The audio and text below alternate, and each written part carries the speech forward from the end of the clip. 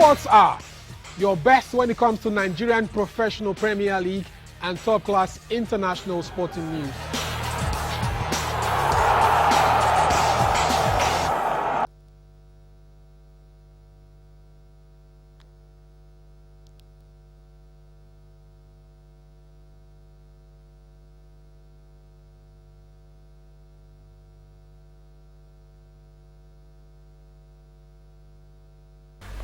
A very good afternoon to our sports fans in Port Harcourt. You're welcome to your number one TV show. My name is Opener of Gov Wike. We'll be looking at all the international stories. We'll start with the Opener of Gov Wike football competition entering day 2 right here in Port Harcourt. Aqua United right now playing their second match as far as that football competition is concerned. We'll keep you posted with the latest result. Don't forget, yesterday Rivers United lost 0-1 to Lobi Star, with lots of talking points about Rivers United, Coach Stanley Egoma, and of course Nigerian Football League. We'll also move to the Premier League, where Southampton, surprise, they are top in the Premier League, at least for now, in English Premier League. And of course, look at some classic goals scored at the FIFA World Cup, and we'll look at European football. I have two wonderful guests with me in the house, Captain Adedoyin, the proprietor of Wilbros Football Club of Port Harcourt, right here in Joba, and of course, Kings Lulisa, the proprietor of SKE Football Club in Port Harcourt. Both football clubs still participate in the Governor News and Weekend. We don't know yet, but lots of talks about this weekend football tournament that's already on in Port Harcourt. Guys, you're welcome to the show. Thank you. Thank you very much. It's an honor. Kingsley, let me start with you. I had an interview with Egoma last year. We talked about the targets being set by Rivers United. And he talked about continental tickets, and he has achieved that. But are you impressed with what you've seen so far with Rivers United? You played them in 1 or 2 friendlies. Yeah, I don't want us to read so much into friendly games because we know the way recruitment into teams in the MPFL is usually done. At the initial stage, you have so many players coming in, the coaches actually don't really have time to look at those players. So they play too many games. There's hardly proper time for tactical training or formation training or real match situation training for these teams. So in those kind of situations, you are bound to make too many mistakes. My thought was with the success the team achieved last season in qualifying for the continent, what they would have done in terms of recruitment was to identify areas where they are weak, then just getting those players into those positions. For Egypt, for example, I felt goal scoring was a challenge for them. So what I thought they would have done was, as they're going into the market, they look for someone who can at least give them 10 goals in the season. So, but a situation where you are not just looking at attack, you're bringing in goalkeepers, you're bringing in defenders, you're bringing in midfielders, you're bringing in attackers, when you actually don't need. How about they lost Kingsley Egweke last season? The top defender. Yeah, Azubike, sorry, Egweke. No, they have Ifeanyi and Emina. Okay, yeah. So when you have that kind of high turnover of players, it's a challenge because the team actually needs time to play.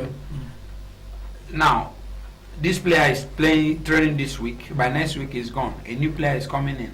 How does it build well for team cohesion? So I'm worried for them, especially as the continent is due to start later this month.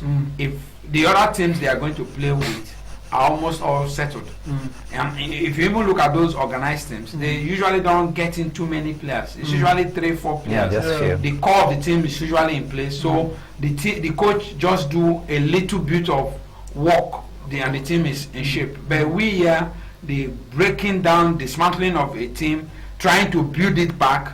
By the time you know, we're already out of continent, and most of the players they are bringing in are not players who want to play in the MPFL. They are players whose mindset is for the continent. So once the team is out of the continent, They are demoralized. They may not want to play in the MPFL. Then the team will begin to struggle. I don't know. I think I watched a clip of your team, Wilbros, against Rivers United. Unfortunately, we don't have that clip. But what's your thought on Rivers United setup?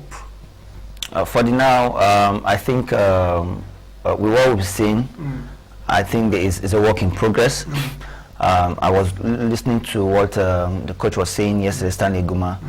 Although they lost to Lobi Stars, but he said these matches is just for them to test run and to see new tactics and new style of play for his boys. I think they are work in progress. Let's not just use these results to judge the team for the now.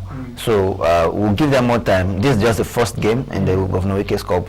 Until we see other games they will play, and then from there we'll begin to have a kind of view of where the team is going and their style of play and all that. All right, guys, we'll talk about the Governor Wike football tournament. This is season 2. Let's look at the captions we have, guys. Let's look at the captions we have coming out.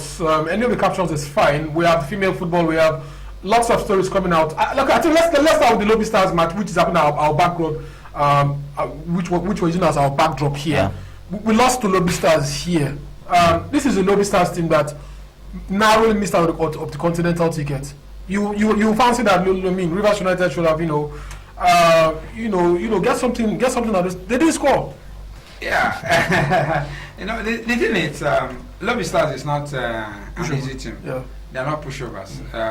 They have a very settled team. Kabiri Dogo did not dismantle the team. They just made in a few additions. The goal scorer yesterday was a former United player, O.C. Martins. Yeah, O.C. Martins. Yeah. So again, if you look at the starting team of Lobi, they had 9 players who started the game yesterday who were part of the team last season.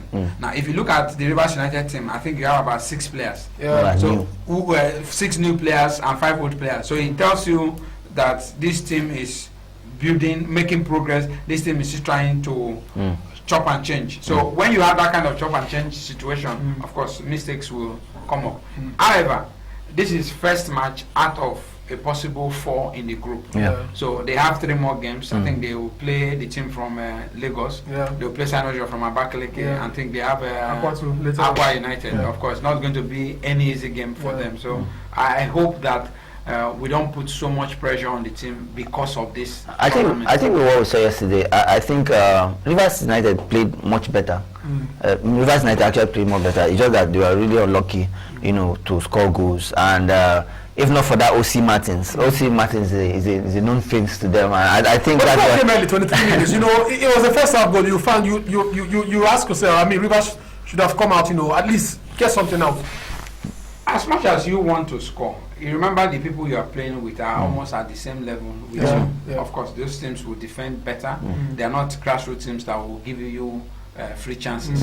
So at that level, sometimes it's just those little mistakes that will decide the game. So we should not press the panic button. The team should go back, look at what they did wrong yesterday, and correct them possibly with their workouts today, and maybe their game tomorrow they can fire all cylinders.